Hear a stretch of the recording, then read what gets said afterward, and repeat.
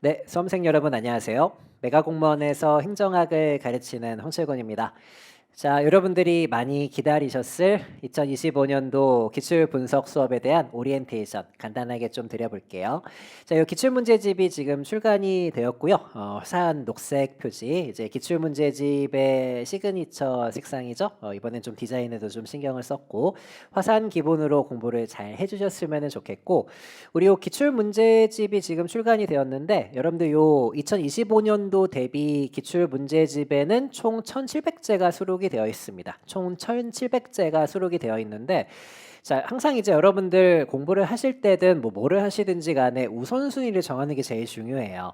우리 행정학은 기출이 물론 제일 중요합니다. 기출이 제일 중요하지만 그 기출 중에서도 제일 중요한 기출들이 있거든요. 그 기출들이 바로 요 핵심 천재예요. 핵심 천재. 기본적으로 요 1,700제는 핵심 천재랑 그리고 플러스 700제로 구성이 되어 있는데, 요 핵심 천재는 여러분들 지금 이제 시험을 치르셔야 되는 인사혁신처라는 출제 기관이 출제를 한 9급 문제들 그리고 7급 문제들로 구성이 되어 있습니다. 이게 제일 중요한 거죠. 우리가 물론 이제 나머지 플러스 문제들은 국회라든지 뭐 경찰이라든지 예전에 서울시라든지 뭐 행정사라든지 7급이라고 할지라도 이제 선택 과목들도 있거든요. 뭐 인사조직론이나 뭐 지방자치론 좀 딥한 문제들이 있는데, 이런 플러스 문제들도 물론 중요해요. 물론 중요하지만 제일 중요한 것, 가장 우선순위를 두셔야 되는 기출 문제는 바로 요 인사혁신처 기출인 핵심 천재입니다. 핵심 천재. 그래서 기출 문제를 이제 1,700제를 모두 다 보는 것도 물론 중요하겠죠. 모두 다 볼 수 있으면 보는 게 제일 중요하겠지만, 항상 공부에는 우선순위가 제일 중요하고 핵심 천재를 완벽하게 소화하는 것부터 출발을 해두셔야 돼요. 핵심 천재. 여기 인사혁신처가 기출한 인사혁신처에서 기출된 천재라고 보시면 되겠습니다. 이 기출분석 핵심 천재, 우리가 9월부터 10월까지 진행하는 기출분석 수업에서는 플러스 700제는 다루지 않고요. 요 핵심 천재를 집중적으로 다루게 될 거예요. 제일 중요한 기출 문제들이니까 굉장히 철저하게 분석하고 소화하는 작업들을 좀 해보도록 할 것이고, 요 플러스 700제 같은 경우에는 이 중에서 제가 그 300제를 뽑아가지고 슈퍼서브 300제라는 수업을 내년 1월 정도에 진행을 하거든요.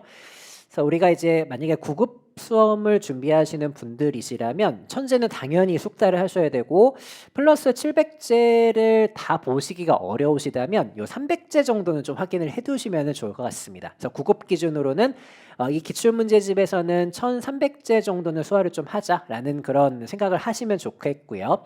일단 요 300제도 나중에는 잘 더 해두셔야 되겠지만, 이 300제를 보시기 전에 핵심 천재에 집중을 잘 해두셔야 돼요. 요거에 집중하는 수업이라고 보시면 되겠고, 7급 준비생들은 상관없이 다 보셔야 됩니다. 다 보시되 대신 이제 우선순위는 당연히 두셔야 되고, 핵심 문제 우선순위 두시고 플러스 문제도 전체적으로는 확인을 7급 수험생분들은 해두시면 좋을 것 같아요.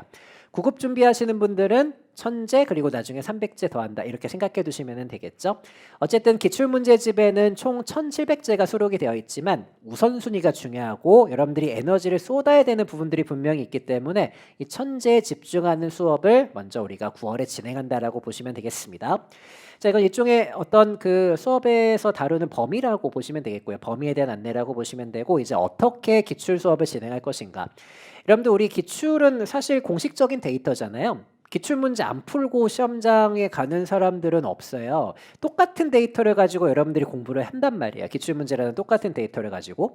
근데 누군가는 그 기출문제를 가지고 공부했는데 점수가 잘 나오고, 누군가는 그 기출문제를 가지고 공부했는데 점수가 안 나온단 말이죠. 이것은 기본적으로 그 기출문제에 대한 접근 방법의 문제예요. 접근 방법의 문제. 똑같은 데이터라고 할지라도 그 데이터가 담고 있는 의미들을 정말 철저하게 분석을 하는 것인가, 아니면 표면적으로만 확인하고 넘어가는가, 거기에 따른 차이점이 있는 것이고, 아무래도 수험생분들은 이제 표면적으로 1, 2, 3, 4번 선지 정도만 확인하시고 넘어가실 수밖에 없겠죠. 그래서 저 같은 전문가가 각각의 이제 선지들 간의 연결 관계라든지 이 문제가 왜 출제가 되었는지에 대한 의도라든지 앞으로 출제될 수 있는 논점이라든지 그런 것들을 전체적으로 같이 연습하고 소화하는 작업을 하는 게 이번 강의의 이제 목적이라고 보시면 됩니다. 이 기출을 어떻게 바라보는지에 따라 여러분들이 개념에 대한 이해도도 당연히 달라질 수밖에 없고, 그리고 여러분들 잘 알고 계시겠지만 이 행정학은 최근에 출제 포인트가 그거잖아요. 익숙한 주제가 출제된다라기보다는 낯선 주제가 굉장히 많이 출제되고요. 여러분들이 아무리 기출문제를 몇 천제 풀어보신다고 할지라도 행정학의 특성상 새로운 주제나 새로운 법령 조문이 시험장에서 반드시 나오거든요. 그런 것들뿐만 아니라 낯익은 주제라고 할지라도 여러분들이 너무 잘 알고 있는 관료제나 직업공무원제와 같은 그런 주제라고 할지라도 선지들 중에 대부분은 전혀 처음 보는 그런 낯선 표현들이 등장할 수 있는 게 바로 행정학이란 말이에요. 그런 것들에 대응하기 위해서는 기존의 데이터를 그대로 기억하고 들어가는 것도 물론 중요하겠지만, 그러니까 암기식으로 공부해서 기억하고 들어가는 것도 물론 중요하겠지만 기존의 데이터를 가지고 고민을 많이 해보셔야 돼요. 이 선지가 왜 출제되었고 이 문장이 이 주제의 어떤 부분들을 건드리고 있고 이 선지가 다르게 나왔을 때는 어떻게 출제가 될 수 있으며 이 주제를 이렇게도 다르게 표현할 수도 있겠구나. 이런 것들은 평소에 훈련이나 고민을 하지 않으면 시험장에서 실력 발휘가 되지가 않을 거예요.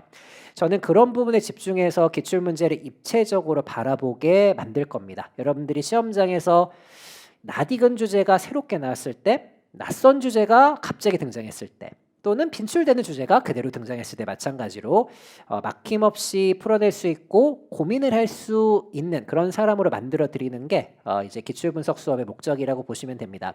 그래서 기본적으로 차별화된 기출분석을 시행을 할 것이고 우리가 선지들에 대한 정보를 그냥 1대1로 매칭하고 여러분들 교재에 어디에 나와 있으니까 1번은 O고 2번은 X다 이렇게 이제 우리가 공부를 하는 것이 아니라 기본적으로 그 문제가 왜 출제되었는지에 대한 논점을 우리가 좀 확인을 해볼 거예요. 이 문제는 A랑 B를 비교하기 위해서 출제가 되었는가 아니면은 A, B, C 간의 논리 구조를 살펴보기 위해서 출제가 되었는가 이런 것들이 논점이라고 보시면 되겠고요. 이 논점을 확인하기 위해서 선지들이 구성이 되는 것이니까 이 개념 간 비교도 우리가 잘 활용을 할 것이고 이런 것들을 위해서 선지 정보가 어떻게 구성되어 있는가 제가 좀 안타까운 것이 여러분들이 국어나 영어 시험은 글을 읽고 처음 보는 글인데도 그 글을 읽고 주제도 파악하고 순서도 맞추고 그런단 말이죠. 근데 행정학은 처음 보는 문장이 나오면 일단 당황을 하게 되는데 그건 행정학이라는 과목을 오해하고 있기 때문입니다. 행정학도 글이거든요. 행정학도 글을 통해서 문제를 출제하기 때문에 선지들을 그냥 지식이라고만 접근하지 마시고 우리가 물론 이제 행정학의 문제를 풀기 위해서 가장 기본적인 지식은 갖고 가시겠지만 처음 보는 문장이 나온다고 할지라도 그 문장을 활용하실 수 있으셔야 돼요. 그게 그 주제를 어떻게 설명을 해주고 있는가 이런 식의 선지 정보를 활용해서 일종의 글을 읽는다라고 생각을 하시면 되겠고요. 전체적으로 최근의 행정학 시험들은 낯선 것들을 읽어낼 수 있는가 기존의 것들을 활용해서 추론할 수 있는가 응용할 수 있는가 확장할 수 있는가 여기에 이제 변별력이 있기 때문에 기존의 기출문제들이 그대로 나왔을 때는 누구나 다 풀어냅니다. 여러분들도 누구나 다 풀어낼 수 있을 정도로 제가 훈련을 시켜드리겠지만 그런 문제들이 지금 변별력을 갖고 있는 것이 아니고 낯선 주제들, 새로운 주제들 그리고 낯익은 주제라고 할지라도 새로운 표현들, 새로운 법조문들 거기에서 변별력이 지금 갈리고 있는 것이니까 그런 것들을 시험장에서 여러분들이 읽고 판단할 수 있게 제가 기출분석을 좀 해드리려고 합니다. 같이 훈련하게 되면은 많은 도움이 되실 거예요. 그래서 기본적으로 기출분석은 우리 그 논점 중심으로 진행을 좀 하게 될 것이고요. 기출 문제들은 이런 식으로 출제가 된다라는 비교 포인트, 논리 포인트, 논점을 잘 발견해낸 다음에 안에 있는 정보들이 또 어떻게 구성되어 있는가.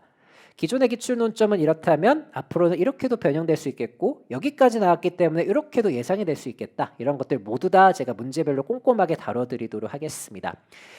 자 그리고 이 기출 수업 때는 제가 문제들을 진도별로 나가긴 하겠지만 진도별로 주요 개념 리마인드도 병행을 좀 할 겁니다. 우리가 이제 기본 강의 때 다뤘던 PPT 자료를 좀 띄워놓고 빠르게 체크하고 그 다음에 문제로 좀 들어갈 거니까 개념과 기출의 병행이 이루어지게 될 수 있으니까요. 너무 걱정하지 않으셔도 되고 개념을 까먹으신 분들이 꽤 많으실 거예요. 뭐 어떤 것이든지 돌아서면 까먹게 되는데 우리가 이제 계속 반복하면서 채워가는 과정을 거친다라고 보시면 되고 이 수업에서도 개념과 기출을 병행하게 되는 그런 효과가 있을 테니까 참고하시면 되겠습니다.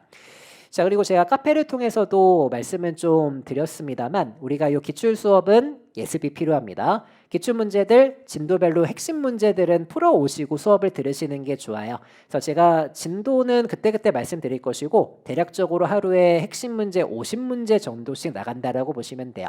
문제마다 번호가 부여가 되어 있으니까 대략적으로 하루에 50문제씩 나가겠구나. 여러분들도 그렇게 계획 삼으시면은 수험 계획을 짜실 때 도움이 좀 되실 것 같습니다.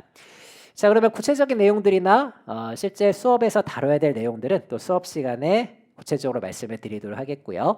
저도 요 핵심 천재 수업 잘 준비해서 어려워진 시험에 누구보다도 여러분들이 적응을 할 수 있고 대응을 할 수 있게 그렇게 이제 준비를 잘 해보도록 하겠으니까 반갑게 만났으면 좋겠습니다. 자, 그러면 수험생 여러분들 수업 시간에 뵐게요. 고맙습니다.